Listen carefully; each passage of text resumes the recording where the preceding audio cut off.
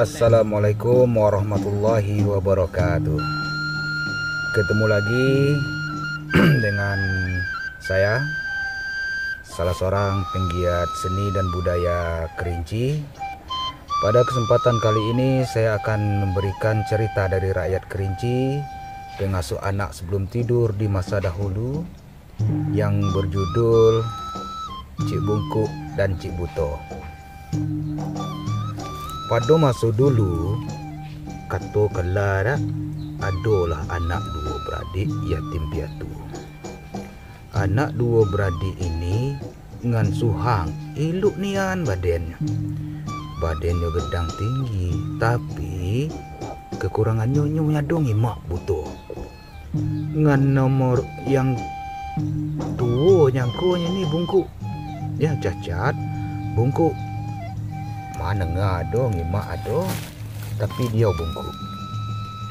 Sudahlah kata kala tiap akhirnya nalah makan, dia pergi nalah apa-apa baik. Cik Buto ini nukung Cik Bungkuk.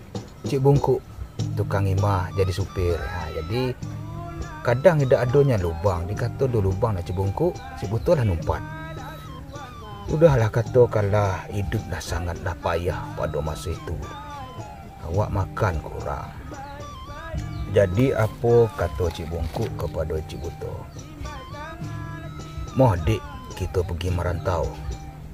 Mana kita pergi merantau? Basi nahi lusun sebelah kita ngadu kauntung. Mana tahu nasib kita berubah dan bisa kita makan ahi-ahi. Jadilah. Itu kata Cik Bungkuk. Pula nan daripada itu kata kelah mulailah. Debu bi keladi kata kelah di ben di bungkuny setelah sembahyang subuh dibawa karung Cik Buto nukung Cik Bungkuk. Tak di berjalan dalam perjalanan kata kelah dah tepi umur basuonya dengan telur itian soda. Dimasuk nak Cik Buto le karung. Nak Cik Bungkuk le karung ya. Dan tu berjalannya pula kata kala basuonya dengan gong. Dimasuknya le karung. Apa kata Cik Buto? Piyolah beratnya ban kita. Wah. Aida, mai sampai ada kenanya nanti. Jadi kata kala dak berjalan pula. Dalamnya berjalan kata kala basuo pula dengan banin. Banin ini tu kura-kura dalam bahasa Indonesia ya. Banin dimasukkan. Jauhnya berjalan kali mimbu kata kala laka payah anak dua beradik ini. Maka duduknya lah bangku kayu. Pula dan daripada itu kata kala tiba-tiba latang tu pedang. Gun-dekah. Benggung masuk ke tanah. Itu kata kala aduh ingin mak Cik Buto dengan Cik Bungkuk. Iko ya aduh tak dimakan. Dipegang Cik Bungkuk dengan Cik Buto dibawa lagi kumai. Jalan kali itu. Kumanya lu banyak basi anu tengkorak dengan tulang manusia. Ampun tan kata Cik Buto. Tolong jangan dibakar kami tan. Ini raksasa ini yang tu gedang ya, tu raksasa dalam bahasa Indonesia lah ngihang kayi. Itu baun suntuklah masam. Apa kata Cik Buto? Wah, apa kan banganya baun mulun. Itu hantu gedang. Itu mana yang gitu weh nak makan gitu. Wah, cabar tu mak kita anu sampai tidak makan. Oh, jika tu gedang. Maya telur ikut menawan aku. Manen ikut nak nawan aku. Tahu ke tak makan ikut telur ikut nawan aku. Mai kita bertanding tan. Bertanding apa? Mai tanding gedang telur kutu kata Cungku. Jadi ambil telur kutunya nak tudang. Nyah cung telur kutunya tan. Iyalah doh segedang buah kemintan. Oh kecil telur kutu bayon tan. Dan begitu lu tian so jalan karung dak lipat daripada Cik Buto. Dan ni telur kutu kami tan. gulik bunggu. Hijau gedang tengok cungnya kata dah. Ada tu mana mo. Baik kita tanding yang umum. Cung. Tapi tu mo jak pinggang dak. Tak yulah mangka sedang ucap. Oi tu mo kayu entan kata cucu bungku. Jambe banin jak le karung tu dak di kapat. Jeng. Piadan manin mangka ai ke tu dak. Hijau gedang. Tapi sudah kata itu lah dah. Mai kita tanding garang silung pula kata tu dah. Lebuh kayu dulu tuan. Kata tu dah nak. Yuk balahi burung galuh-galuh. Adok mah garang silung tanya. Dun tanya. Tapi tu buku putih.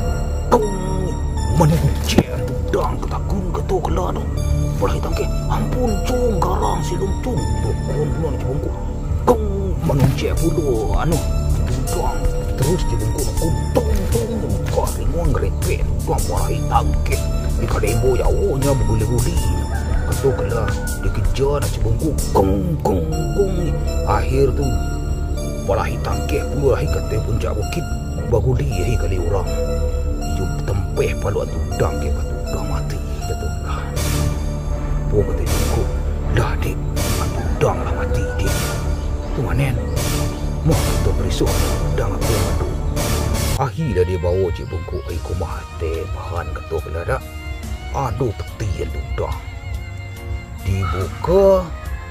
Wai. Ini iluk anu emas banyaknya. Wai dik kayu gitu dik banyak emas. Kata cik bungku. Entahlah kuado lima woi. Tayu tidak ampun ni padunya ngima dia mak kita banyak pulih kayu. Tajam cibuto. Belampi hi ke yangat. Simba mukanya. Cibuto yang ade amatnya woi. Kedun sampai ngusuk matu kata kelah dak. Di tun tu mana kayu woi. Ahi cungku itu bentem cungku dak. Baguli-guli bulut. Aduh ya, pegang. Makin kata kelak pun madanya punya dia dah tahu untung pun betul. Sudah lalam dia sama dia. Mana pun juga kau empu biahnya tentang aku kadung imai. Ma. Makin tunggu. Adik, aduh ke bungku wo dik. Wo, aku dugo imak kayu wo ya kata dia betul. Wah, ya selalu no situ kata kelak dak. Itu dah ambilnya emas tak banyak kalung gelang cincin dari emas tak. Boleh bawa balik ke dusun anak dua beradik ni. Yo jadilah jadi orang kayu di benarnya rumah, di benarnya anu dibelinya apa kendak hati kata kelah. Yo jadi kayu anak tu dua beradik. Nikahnya pula banyak anak. Oleh kerana itu anak-anakku sekalian, dalam hidup ini kita jangan pernah berhenti berusaha. Bila dalam negeri kita, dalam dusun kita tak bisa kita mencari hijrah, pergilah merantau.